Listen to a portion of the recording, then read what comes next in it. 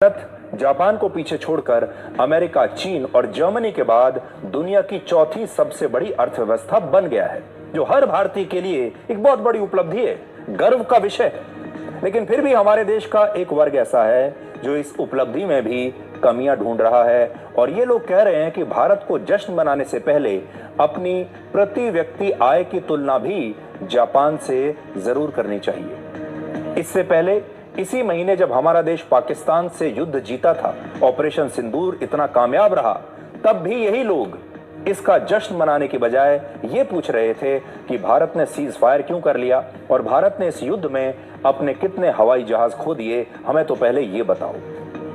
पाकिस्तान जैसा देश जो युद्ध हार कर भी जश्न मना रहा है और हमारे देश में कुछ लोग ऐसे हैं जो युद्ध जीत कर भी सोच में पड़े हुए हैं। आपको याद होगा, इससे पहले जब हमारा अंतरिक्ष यान चंद्रमा तक पहुंचा था, तब भी इन लोगों ने इस पर भारत की आलोचना ही की थी, ये कहकर कि चांद पर तो पहुंच गए, लेकिन पहले जमीन पर भारत में फैली गरीबी को तो देख लो। कोविड काल में जब हमारे देश ने अपनी मेड इन इंडिया वैक्सीन बनाई, तो इसे भी हमारे देश के कुछ लोगों ने इसकी सराहना नहीं की और पूछा कि इस वैक्सीन के सुरक्षित होने के क्या सबूत हैं। कई लोगों ने कहा हम तो लगवाएंगे ही नहीं ये वाली वैक्सीन।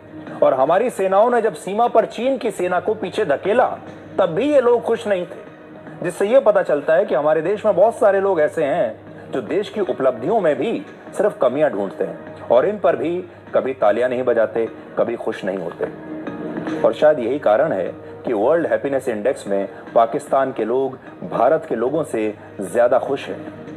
क्यों पाकिस्तान के लोग खुश हैं? पाकिस्तान के लोग युद्ध में हार कर भी जश्न मना रहे हैं।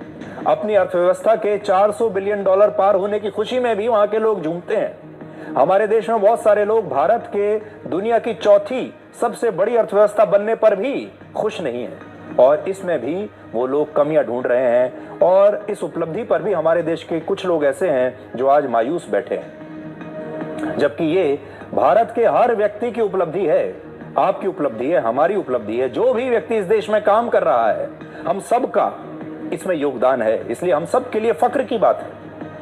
इंटरनेशनल मॉनेटरी फंड यानी IMF के ताजा आंकड़ों के मुताबिक भारत दुनिया की चौथी सबसे बड़ी अर्थव्यवस्था बन गया है और इनमें पहले नंबर पर अमेरिका है, जिसकी अर्थव्यवस्था है 2623 लाख करोड़ रुपए की। दूसरे नंबर पर चीन है, जिसकी अर्थव्यवस्था है 1653 लाख करोड़ रुपए की।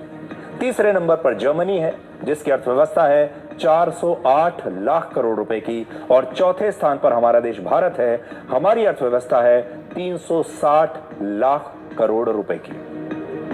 और पांचवें नंबर पर अब जापान आ गया है, जहां की अर्थव्यवस्था है 360 लाख करोड़ रुपए की। तो ये आपको याद रखने चाहिए, जो पहले 5 देश हैं बड़े अर्थव्यवस्था के हिसाब से, दुनिया की 5 सबसे बड़ी अर्थव्यवस्थाएं ये हैं जिनमें आपका देश भारत आज पूरी दुनिया में चौथे नंबर पर आ गया है।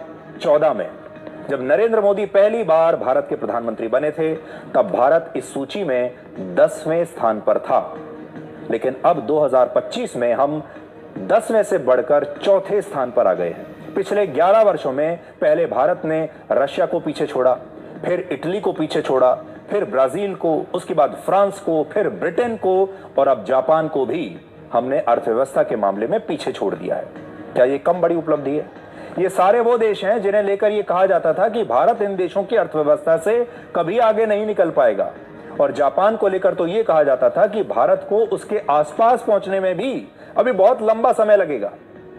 वर्ष 2014 में जापान की GDP 298 लाख करोड़ रुपए की थी और भारत की थी 124 लाख करोड़ रुपए की। और जापान की कुल GDP में भारत जैसे 2 देशों की अर्थव्यवस्था समा सकती थी, यानी हमसे दुगनी बड़ी अर्थव्यवस्था थी जापान की आज से 11 साल पहले। लेकिन आज मई 2025 में भारत की अर्थव्यवस्था जापान से भी बड़ी है। अब सोचिए, ये है चमत्कार की नहीं? और ये सारे लोग जो हैं, ये वो हैं जिन्हें विकसित देश माना जाता है। औद्योगिकरण का सबसे बड़ा फायदा इन देशों को मिला है। ये हमसे पहले से ही कई दशकों के लिए हमसे आगे रहे हैं। हम तो विकसित देश माने ही नहीं जाते थे और ये सारे विकसित देश हैं। इन्हें औद्योगिकरण का पूरा फायदा मिला है पहले दिन से, जो कि हमें नहीं मिला कभी। हालांकि हमारे देश में कुछ लोग ऐसे हैं आज भी जो इस सफलता पर भारत की आलोचना करते हुए ये कह रहे हैं कि हमें अर्थव्यवस्था के साथ साथ जापान की प्रति व्यक्ति आय भी देख लेनी चाहिए। जापान की प्रति व्यक्ति आय कहां है और हमारी कहां है? तो आज हमने इसके लिए भी कुछ आंकड़ों को आपके लिए डिकोड किया है और हम चाहते हैं कि पूरा देश, आप सब इन आंकड़ों को भी ध्यान से देखें, क्योंकि ये दुष्प्रचार भी आप तक जरूर पहुंचेगा। जापान में प्रति व्यक्ति सालाना आय 29 लाख रुपए है। माना हमसे बहुत ज्यादा है, 29 लाख रुपए वहां पर एक औसत व्यक्ति कमाता है एक साल में, जबकि भारत में प्रति व्यक्ति सालाना आय है लगभग 2.5 लाख रुपए। अंतर तो बहुत बड़ा है और इस मामले में हमारा देश जापान से आज भी काफी पीछे है, इसमें कोई शक नहीं है, आंकड़े बता ही रहे हैं। लेकिन यहां आपको यह बात भी समझनी होगी कि जापान की कुल आबादी सिर्फ 12.5 करोड़ है, जबकि भारत की कुल आबादी 140 करोड़ से ज्यादा है।